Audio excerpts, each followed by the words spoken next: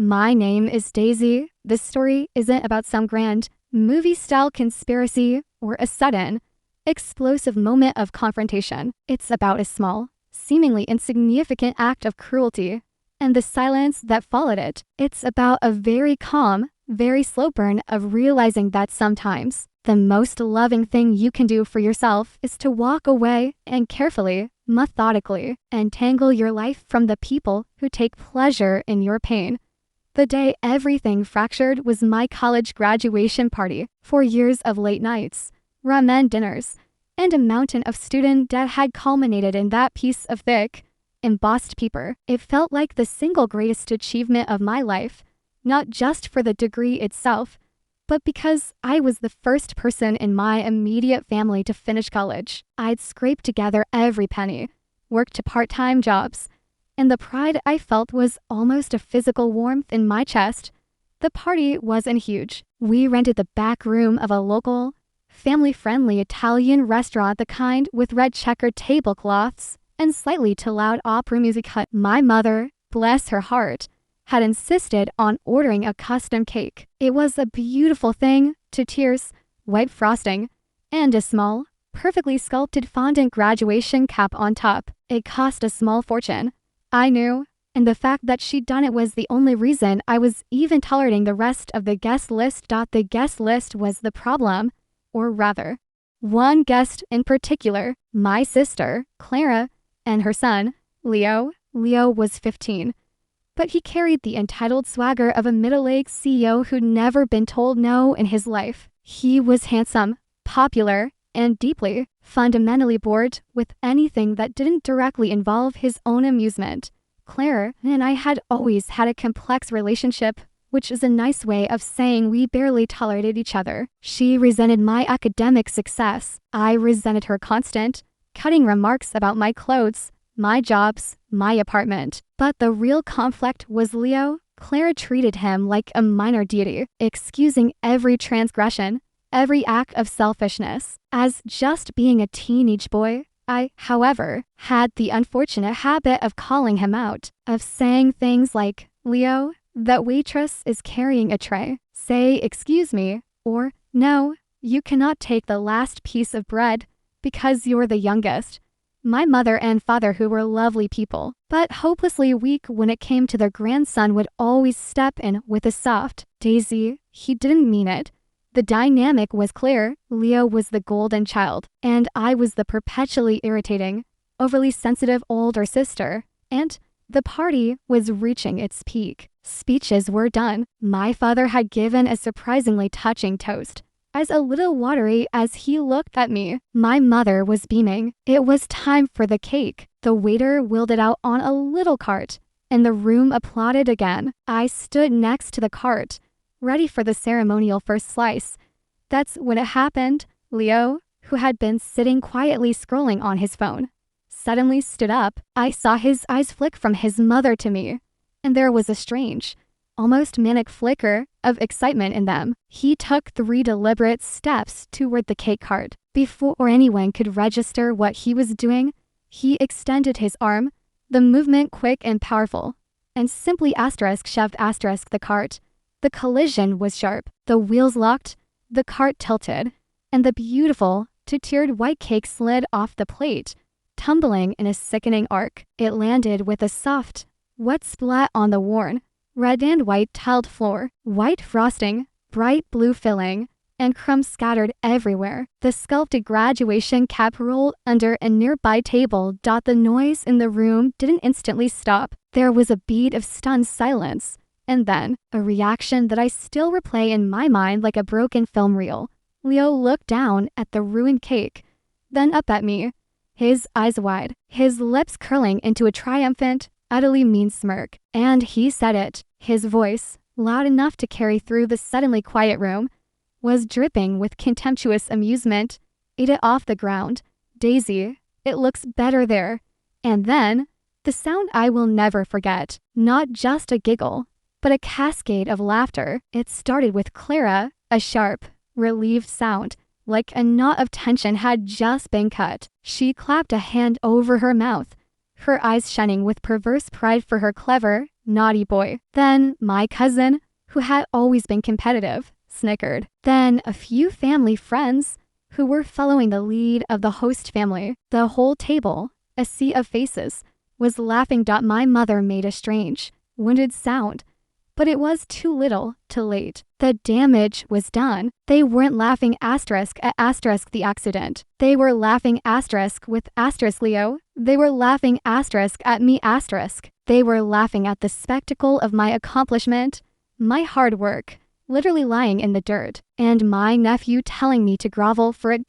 In that moment, standing over the ruined cake, looking at the faces contorted with cruel amusement, I felt a deep, profound wave of clarity wash over me. It wasn't anger. Anger would have been easier. Anger demands a reaction, a fight. This was something colder, quieter, and far more decisive. It was the feeling of a heavy, rusted lock finally clicking open. I didn't say a word. I didn't scream. I didn't cry. I didn't even move to grab Leo or glare at Clara. I simply looked at the mess, then back at the laughing faces, and I felt the last thin thread of my desire to be loved and accepted by them snap completely.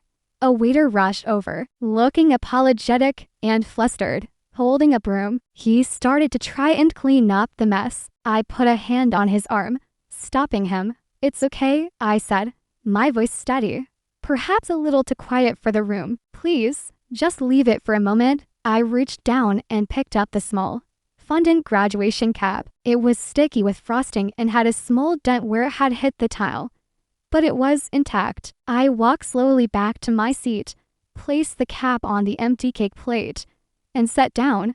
The laughter died down instantly. My silence was louder than their noise. It was unnatural. They expected a meltdown. They expected tears, a storm out, a fight. They expected the emotional response they could then dismiss as Daisy being dramatic again. I didn't give them the satisfaction. I took a sip of my water. I picked up my napkin and gently wiped a stray smear of frosting off my hand. I looked directly at Claire, then at Leo, then at my mother, and I gave them a small, polite, completely empty smile. It was the smile of someone who was physically present, but had already checked out, mentally and emotionally. "Well," I said, my voice light, "that's certainly an interesting way to end the evening. Thank you all for coming. The food was excellent, and that was it." I stood up, walked to my father, hugged him tightly, and whispered, "Thank you, Dad. I love you." I didn't hug my mother. I just gave her a brief nod. I walked straight past Claire and Leo, and I walked out of the restaurant. I drove home in silence. I didn't cry. I didn't rage. I just felt quiet. The peace was unsettling, like the calm before a very intentional storm. I got back to my small, slightly threadbare apartment, the one I paid for myself, and looked around. It was mine. The quiet, the cramped space, the pile of textbooks, it was all mine. My independence had cost me dearly in time and effort, but now it felt like the greatest asset I possessed. I didn't open my phone until I was in my pajamas, sitting on my sofa. I knew there would be texts. There always were, after a family squabble, but I was not prepared for the text that came through right as I opened the screen. It wasn't a text from Clara, offering a weak excuse for Leo. It was a text from my mother. It was sent to a group chat that included Clara and my father, but not me, which had been quickly forwarded to me by my father's assistant. Bless her heart. No, wait. It was sent directly to me, but clearly drafted as a group message intended for the family to witness. The message was chillingly brief, direct, and final. It lacked any hint of apology or regret. The words burned themselves onto my retina. A digital severing. "Daisy, we've chosen to sever all contact. Your behavior was disproportionate and frankly, embarrassing. You ruined the party with your silence. We've decided, as a family, that it's best for everyone's mental health if you stay away forever. Do not contact us again." It was signed simply, "Mom." I scrolled down to see the response. The timestamp was 5 minutes after the message was sent. Clara's response was a single emoji, a thumbs up. She liked it. She had finally won. For a brief, sharp moment, I felt the familiar sting of betrayal, the ache of being rejected by the one person who was supposed to be your unconditional source of love. But then the quiet clarity returned. My behavior was disproportionate. I hadn't raised my voice. I hadn't yelled. I hadn't even pointed a finger.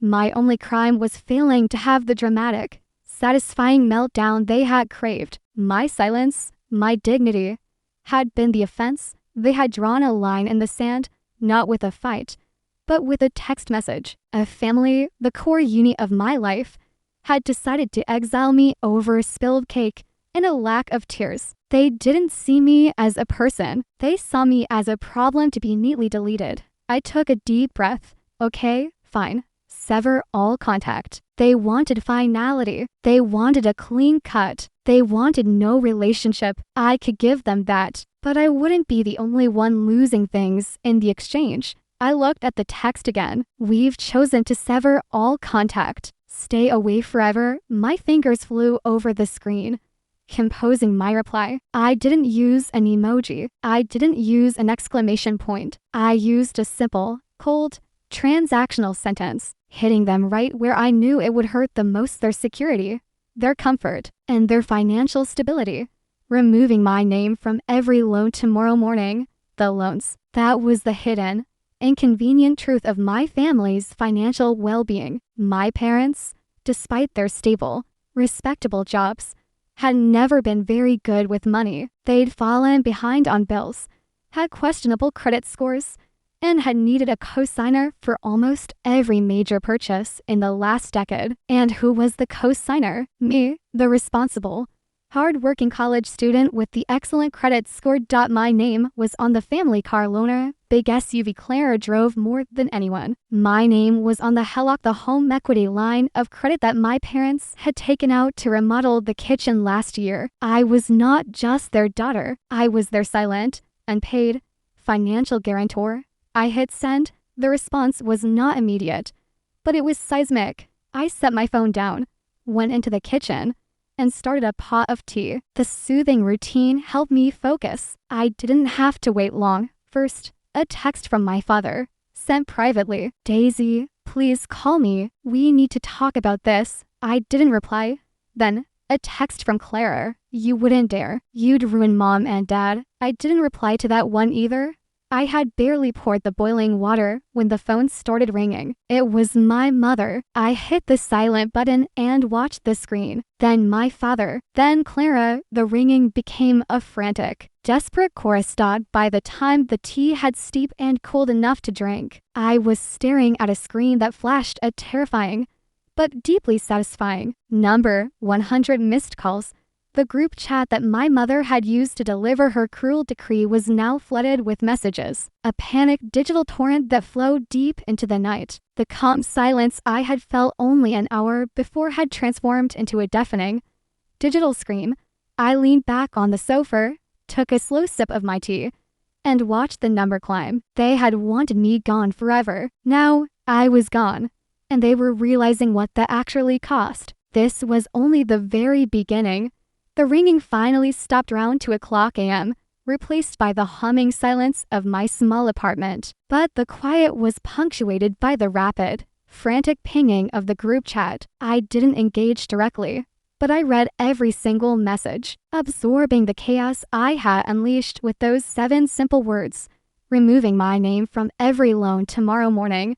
The messages reveal a full spectrum of panic, desperation, and, most importantly, entitlement. My mother's texts were initially accusatory. She wasn't asking for reconciliation. She was demanding compliance. Daisy, this is not how you treat family. You need to call the bank immediately and tell them it was a mistake. You are legally obligated to honor those co-signatures.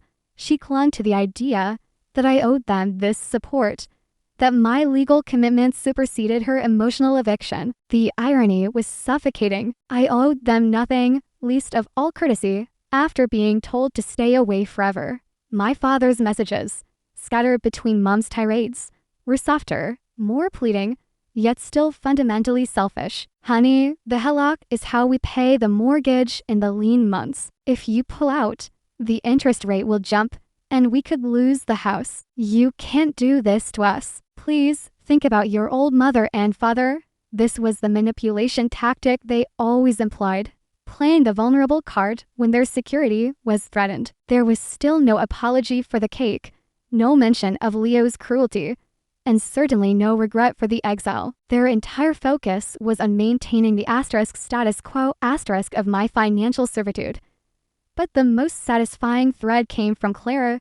Her initial texts had been threats. If you do this, I will make sure your reputation is destroyed. I will tell everyone what kind of awful person you are. The usual empty bullying. But as the sheer scale of the situation began to dawn on her, the tone shifted to raw, incandescent fear. The SUV she drove, the one she constantly bragged about to her friends, was technically financed under my name, with my credit score securing a rate they could never get. If I pulled out, they'd be forced to refinance instantly at a punishing interest rate. Or worse, the bank could call the note entirely, leading to repossession. Leo needs that car for soccer practice, she texted, a statement that was utterly bizarre in its misplaced priorities. You would ruin your nephew's future over a piece of dessert? It was the perfect, concise summary of their mindset. My efforts and my financial health were disposable, but Leo's comfort was sacred. I let them simmer in the anxiety until the morning. I slept soundly, which surprised me. I hadn't slept that deeply in years. The stress of maintaining the illusion of a functional family, of constantly bracing for the next small cruelty, had been exhausting. Now that the illusion was shattered, there was a strange, restorative peace. The next morning, I woke up, got dressed, and went to work. I worked in corporate financer job that required precision, detachment, and an excellent understanding of contract law. This background was crucial. I knew exactly what I could and could not do, and I knew how to execute a complex financial extraction with surgical calm. First, I had to solidify the emotional boundary before attacking the financial one. At my lunch break, I walked to a quiet little park, took out my phone, and performed the final severance. I blocked all of them, mother, father, Clara, Leo, just in case he tried to reach out to gloat. I deleted their numbers and then deleted the entire chat history. The past was now a black box. This wasn't anger, it was sanitation. You don't leave a gaping wound open, you cauterize it. Then the execution began. My first call was to my personal financial advisor, a woman named Ms. Davies, who had always been a calming, professional presence in my life. I laid out the situation with crisp, business-like language. I need to begin the process of removing my co-signer status from 3 specific family loans, effective immediately. I anticipate resistance and potential complications from the primary borrowers. I need to know the fastest, cleanest, and most legally sound way to achieve this without personal liability. Ms. Davies was a professional. She didn't pry into the why. She focused on the how. She explained the reality. As a co-signer, I was technically on the hook until the loan was paid off. However, in almost every co-signer agreement, there is a clause detailing conditions under which the co-signer can request to be removed, usually requiring a full refinance by the primary borrower, or proof that the borrower could qualify independently. Given their poor credit history, I knew they couldn't qualify independently. The only viable path was forcing them into a full refinance, knowing they would face terrible rates. The key, Ms. Davies advised, is the threat of legal action against the primary borrower if they refuse to cooperate with the refinance request. Since the relationship is severed, you have a solid basis to demand this protection for your financial future. We sent a formal letter from my office, demanding immediate action. The plan was perfect, professional, clean, unemotional. The second call was to my apartment complex manager. My mother had always had a key to my place, or vestige of the time she occasionally watered my plants. I changed the locks on the door. It was a symbolic act, but a necessary one. They had cut me off, and I was making sure that physical boundary was as impenetrable as the emotional and financial ones I was establishing. I spent the rest of the day a state of hyper-focused calm, compiling every single loan document, every co-signer agreement, and every payment schedule. I built a detailed case file. This wasn't revenge in the sense of vandalism or petty public shaming. This was revenge structured as corporate maneuvering. It was about leveraging my one major contribution to their lives, my spotless credit, and withdrawing it, forcing them to reckon with the actual cost of their behavior. I knew that a formal letter from a financial services firm demanding immediate action on loan covenants would terrify them more than any great text message. It spoke the language of consequences they understood, the language of the real world outside their protective bubble of denial. The next morning, I reviewed the final draft of the letter Miss Davies's office prepared. It was ruthless in its politeness. It cited the recent irreconcilable breakdown of the familial relationship as the primary reason for the request, establishing a clear legal basis for my fear of future liability. It gave them 7 days to begin the refinancing process on the car and the HELOC, with a hard deadline of 30 days for complete removal of my name. Failure to comply, the letter stated, would result in legal proceedings to compel performance, which would be financially damaging to them in multiple ways. I approved the letter for dispatch. It was sent via certified mail to my parents' home and via email to both my mother and Clara. The immediate silence on my newly blocked phone was eerie. I knew the letter had landed. I knew the silence wasn't peace. It was the quiet of utter shock. They had not anticipated this kind of organized, professional response. They had expected tears, anger, and eventual forgiveness. They expected Daisy to fold. They expected the victim they could effortlessly discard. What they got was a calculated, financially devastating withdrawal from the role of their safety net. I took a deep breath. The revenge wasn't complete, but the mechanism had been activated. The long, slow process of forcing them to deal with the real-world consequences of their cruelty was underway. The emotional sting of the cake incident was fading, replaced by the grim satisfaction of knowing that I had chosen self-preservation, and my self-preservation was about to cost them a fortune in interest rates and lawyer fees. The 7-day deadline began counting down. I knew the true conflict was still to come, but this time, the playing field was level. They had their emotional tactics. I had my contract law, and I was going to win. I was ready for the next move. Whatever it was, the 7 days following the dispatch of the formal demand letter were perhaps the most psychologically interesting period of the entire affair. It was the period of transition, where my family moved from denial to panic, and then straight into aggressive negotiation, the kind of negotiation based entirely on emotional blackmail, which had always been their specialty. Since I had blocked them everywhere, they had to revert to the one communication channel I hadn't yet severed: physical mail, delivered to my apartment, and, predictably, contact through intermediaries. The letters started arriving on day 3. My mother's handwriting was always recognizable: big, looping script, aggressive on the page. Her first letter was a masterpiece of passive aggression, written, she claimed, with a heavy heart and tear-stained eyes. It wasn't an apology for the past. It was a future-focused threat dressed up as maternal concern.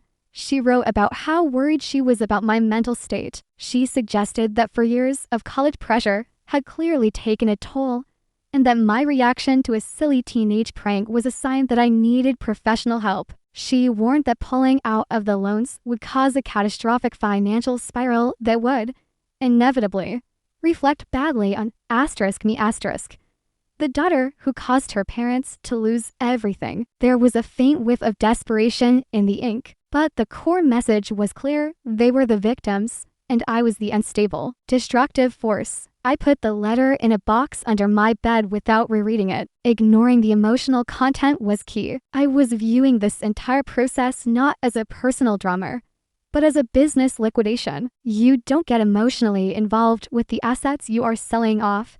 The true pressure came from the intermediaries, the flying monkeys, as they say. My Aunt Carol, my father's sister, called me at the office one afternoon. Carol was generally kind, but a dedicated family loyalist, incapable of seeing fault in her brother or his immediate family. She introduced the conversation by saying she was calling out of love and concern. "Daisy," she began, her voice soft and heavy with manufactured disappointment, "your mother is beside herself. She hasn't slept in 3 nights. The stress is making her sick. Is this what you really want, honey? To make your mother ill?" I leaned back in my chair, allowing a calm, professional tone to override any personal emotion. "Aunt Carol, I appreciate your concern for my mother's health. However, my decision to remove my co-signer status is not personal. It is a fiduciary responsibility. I have to protect my own financial future. The family chose to sever contact, which immediately elevated my financial risk. I am simply mitigating that risk. My lawyer has sent a formal demand. This is now a contractual issue, not a family one." Carol was stumped by the word fiduciary. She stammered, "But, honey, they're your parents, You're making this sound so cold. Like a business deal."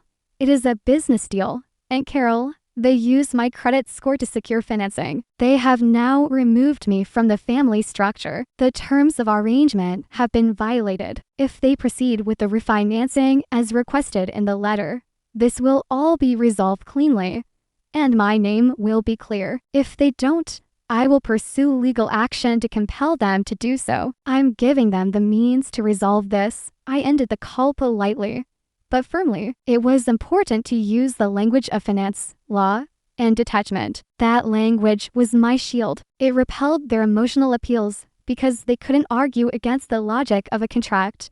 The most aggressive approach came from Clara.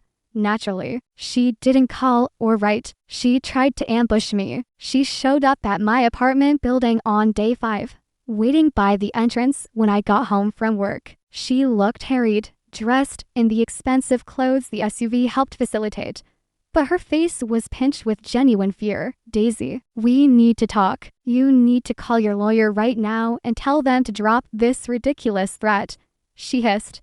Stepping into my path, I stopped about 10 feet from her, keeping a safe distance. I didn't raise my voice. I spoke to her like I was speaking to a difficult but unimportant vendor. "Clara, any and all communication regarding the co-sign loans must go through Ms. Davies's office. You have the certified letter. Please direct all inquiries there. Don't be a fool. Daisy, that car is necessary. Leo has soccer, piano, tutoring. He can't take the bus. We need the low payments. If you pull out, the new rate will crush us. Do you want to see mom and dad lose everything because of your ego?" The sheer, staggering projection of that statement, blaming my ego for the consequences of son's actions and parents' eviction of me was breathtaking. But I didn't let it touch me. "Clara," I said, looking her directly in the eye, "your parents and your son decided my relationship with this family was worth less than a 2-tiered cake. I am simply reflecting that valuation back to you financially. You wanted me out forever. I am out. The price of that decision is the cost of a full,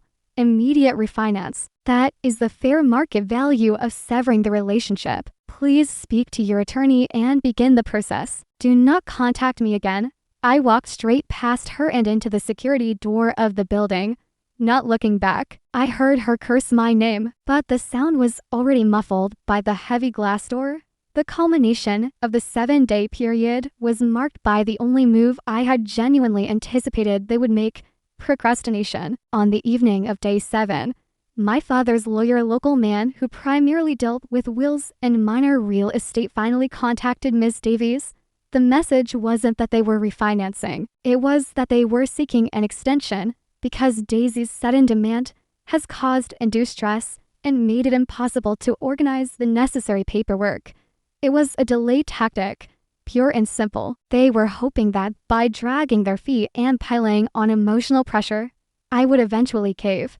Believing that the complication and the cost of actual legal proceedings would be too much for me, they believed that, deep down, the good little daughter I once was would emerge to save them from themselves. They underestimated me. They didn't understand that the girl who was willing to let her college graduation, her greatest achievement, be ruined in front of a laughing crowd without a word of protest was not motivated by typical emotion. I was motivated by deep, controlled conviction. I called Ms. Davies that night. Tell their lawyer that there will be no extension. The 30-day hard deadline stands. If they have not finalized the refinancing on the car and the HELOC by the morning of day 31, we proceed with the petition to compel performance in court. Include a note that we will be seeking all associated legal costs from the primary borrowers. The clock is ticking. I hung up, feeling the final,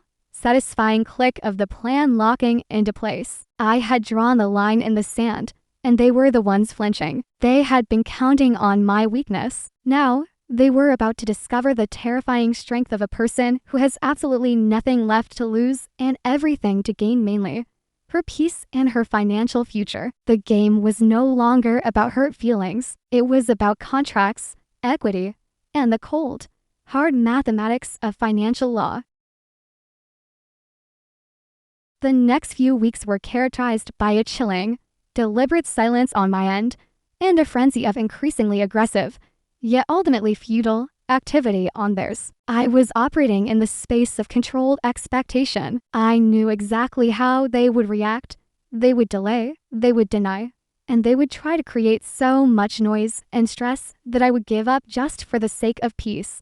But I had already achieved peace. My life, now entirely separate from their drama, felt calmer, cleaner, and focused. I used the time to finalize my moving plans. I realized that my apartment, well, mine, was still too close, too accessible. The thought of running into Clara again, or of my mother staking out the lobby, was enough motivation. I signed a lease for a place across town, securing a fresh start where they wouldn't know the address, the building, or the neighbors. Meanwhile, Ms. Davies's office was becoming a well-oiled machine of legal pressure. She reported that my family's lawyer was now attempting to negotiate the terms of the refinance, asking for months of extension, claiming hardship, and even floating the bizarre notion that I* should help them secure new lower interest rate, given my superior credit. The audacity was truly stunning. My response, relayed through Ms. Davies,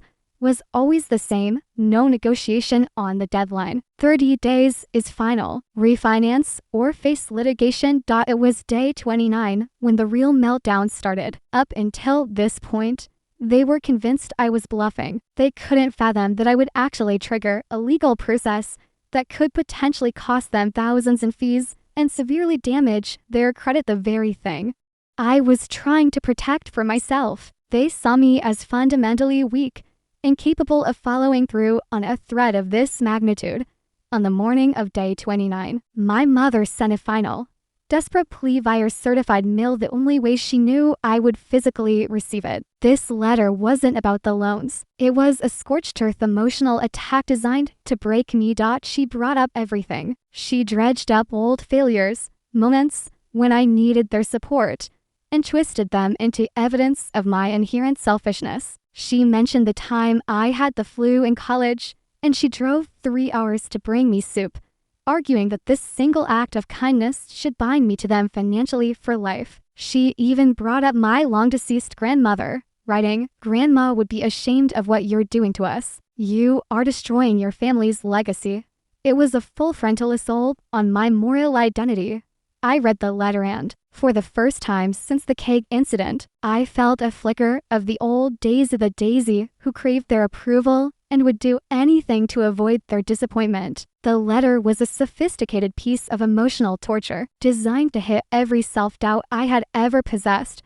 But I looked at the little, dented fondant graduation cap I had placed on my desk, my small, quiet trophy from that night, and remembered Leo's face, remembered Clara's laugh, and remembered the callous text message that had banished me. They were not negotiating in good faith. They were leveraging my conscience. I called Ms. Davies instead of replying. "I need you to prepare the papers for filing at 9:00 a.m. tomorrow.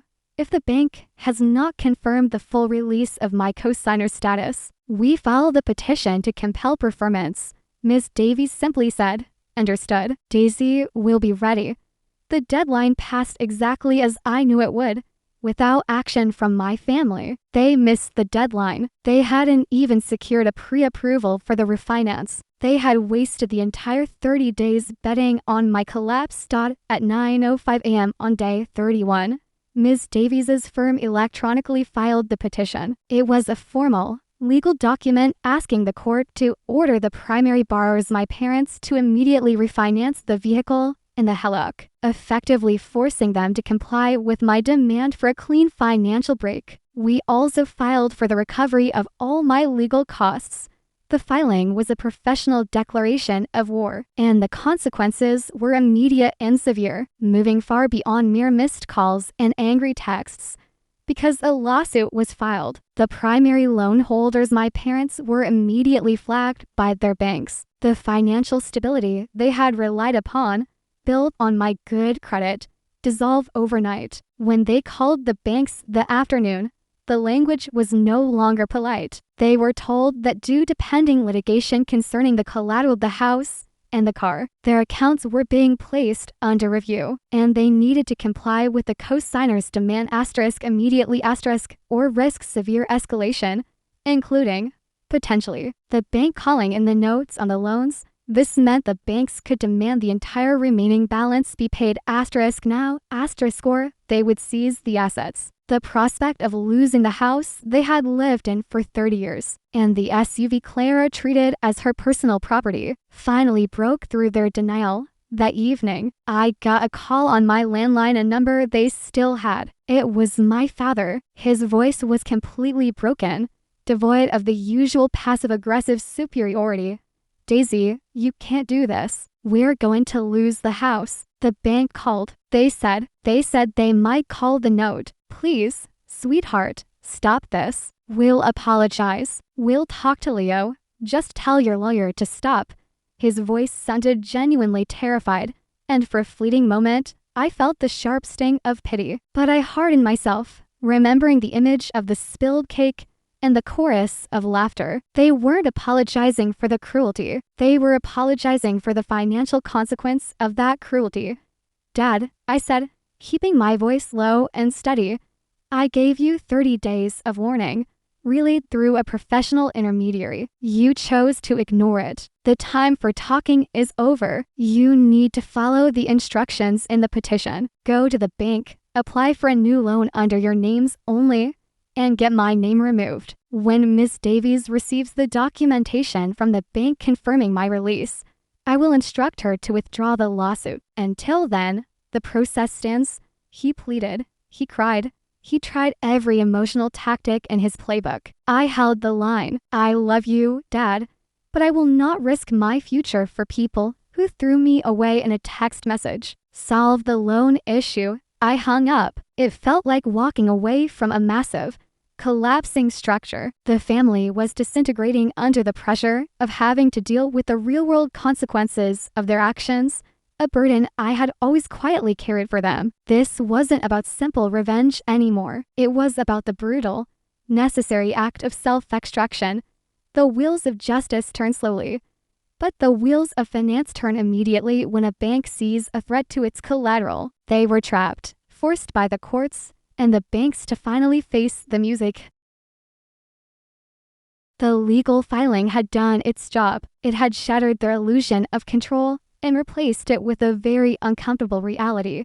They were now compelled by law and financial mandate to cooperate. The rest of the process was slow, bureaucratic, and deeply humiliating for them. For me, it was tedious, but ultimately reassuring.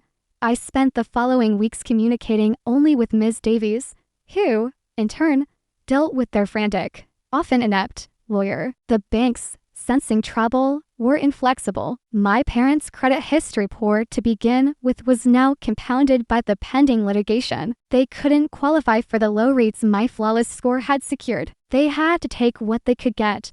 The car loan was the first to resolve. Since the SUV was only a few years old and its market value was still high, they managed to secure a refinance. The catch, the new interest rate was astronomically 3 times what I had co-signed for. Their monthly payment jumped so significantly that Clara had to immediately take on a second job just to cover the difference. I didn't celebrate this. I simply registered it as a necessary economic correction, the luxury they had taken for granted, and which Clara had used to prop up her social standing, had become a heavy, self-inflicted burden. Ms.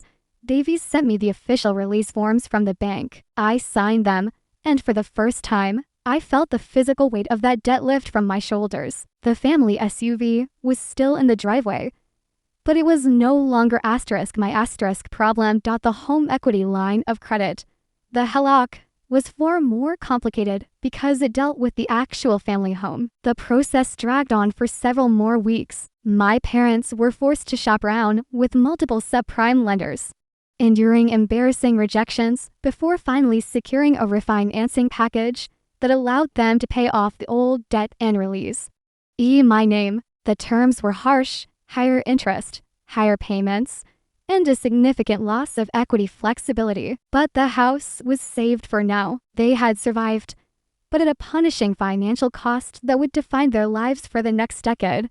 And a cold Tuesday morning, Ms. Davies called me with the final confirmation. "Daisy, the last document is signed, filed, and verified. Your name is completely off the HELOC. I have withdrawn the petition to compel, and we have successfully recouped almost all our legal fees from the primary borrowers. You are officially, financially free of them." I hung up the phone and walked to my window. It was raining outside, a steady, cleansing downpour. I realized my hands weren't shaking. My shoulders felt lighter. The revenge wasn't a sudden explosion. It was the meticulous, slow-motion demolition of a life raft they had been using without asking. That evening, I was in the middle of packing up my apartment, surrounded by boxes, when I heard a timid knock on the door. I froze. I hadn't given anyone my new address. Then I remembered I was still in the old place, packing. I peered through the peephole. It wasn't my family. It was my father's assistant, a woman named Sharon. Sharon was middle-aged, quiet, and fiercely organized. She was the one who, weeks ago, had forwarded my father's initial panic texts. I opened the door, ready for another appeal. But Sharon wasn't carrying letters or demands. She was carrying a small, square, unsealed envelope.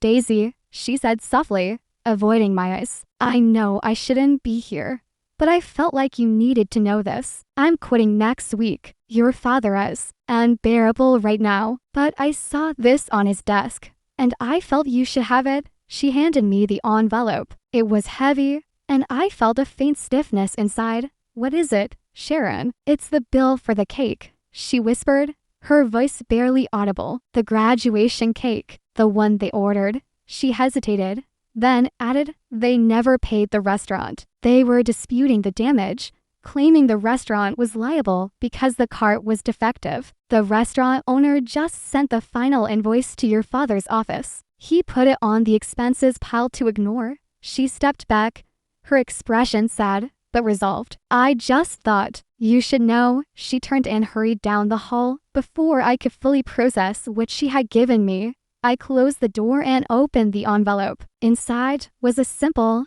printed invoice from the Italian restaurant. It listed the cost of the custom to tiered graduation cake, the fee for the private room rental, and a small, additional charge, cleanup fee for damaged property.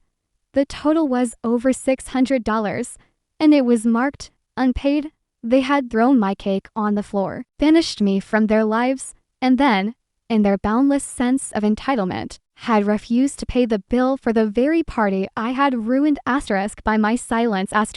They were fighting the restaurant owner over the cost of the crumbs. The coldness I had felt for weeks finally cracked, but not with anger. It was replaced by an almost giddy sense of closure. This small, petty, and frankly pathetic refusal to pay validated every single decision I had made. It showed that their core character hadn't changed. They hadn't learned remorse. They had only learned financial caution. I picked up my laptop. I logged into my personal checking account. I searched for the Italian restaurant's website, found their contact email, and sent them a short, professional message.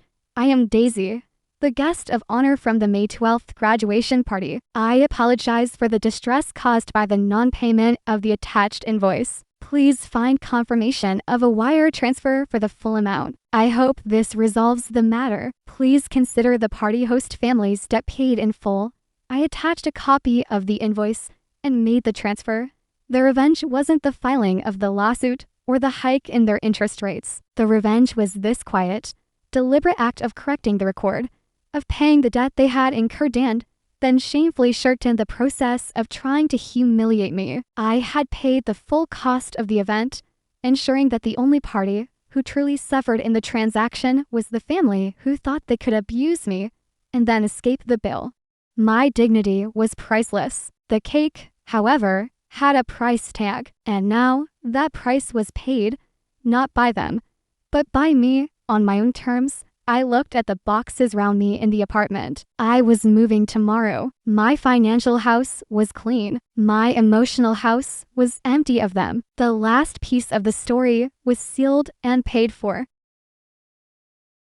The payment to the Italian restaurant, facilitated by the quiet kindness of my father's assistant, Sharon, was the final, unsung act of the whole ordeal. It felt like putting the last piece of expensive, ruined china back together, not for aesthetic beauty, but for absolute completion. I had closed every door, the emotional door, the financial door, and now the small, petty door of the unpaid catering bill. The next day, I moved. It wasn't a dramatic departure. It was simply logistical. I drove across town, settling into my new, smaller, and vastly more peaceful apartment. The new location was anonymous, tucked away in a complex where nobody knew my history. I didn't tell a single family member where I was going, and since I had severed all contact, I knew they couldn't find me. My new life was quiet, anchored by my job and my newfound appreciation for solitude. My life settled into a new rhythm. I went to work, I cooked healthy meals, and I spent my evenings reading or planning for my professional future. Unburdened by the constant, draining vigilance required to navigate my family's minefield of judgments and expectations. The money I was saving, now that I wasn't carrying their financial risk, went straight into my savings and investments, building a real, tangible safety net that was mine, and mine alone. The silence from my family was absolute. Once the legal process was resolved, and they realized I wasn't coming back and, more importantly, wasn't going to collapse in a heap of tears, they simply retreated into their denial. The only vague news I heard came through Sharon, who occasionally sent me cryptic, professional emails about my father's work schedule. The subtext, however, was clear. The financial squeeze was tight. The new car payments, the higher mortgage interest, and the legal fees had dramatically altered their comfortable lifestyle. Clara had to downsize her spending considerably, and Leo's expensive extracurriculars were slowly being trimmed back. They had traded their daughter for their golden child's entitlement, and the universe had sent them a financial bill that reflected that poor exchange rate. I never regretted my actions, not once. The revenge wasn't about watching them suffer. It was about protecting myself. It was about defining my self-worth in terms that were non-negotiable. They had tried to define me as the dramatic, emotional, easily discarded sister. I defined myself as the responsible, calm, financially astute adult who would not tolerate being a walking ATM or a punching bag. My real graduation wasn't the ceremony I attended. It was the moment I realized my silence was more powerful than any fight, and that my financial independence was my ultimate weapon. They wanted me to eat my achievements off the floor. I chose instead to use my achievements to build a foundation so solid they could never shake it. The entire conflict was a lesson in leverage and boundaries. You can't control how people treat you, but you can absolutely control the cost of their poor behavior. And in a family where financial dependency was the unspoken contract of love, withdrawing that dependency was the greatest, calmest revenge I could ever enact. I think back to that moment in the restaurant, the laughter, the mess, Leo's smug face. I often wonder what would have happened if I had fought. If I had yelled. The memory would be clouded by anger, shame, and noise. Instead, the memory is quiet, sharp, and clean. It's the memory of absolute clarity. The moment I decided that I mattered more than their comfort and that my peace was worth the price of losing them. And honestly, the price was a bargain. So that's my story. It's not about grand gestures or dramatic confrontations. It's about calculated self-preservation, financial literacy, and the immense power of walking away with dignity when someone shows you exactly who they are. Sometimes the coldest, quietest revenge is the one that guarantees your peace and prosperity, while forcing your adversaries to deal with the true, material consequences of their own cruelty.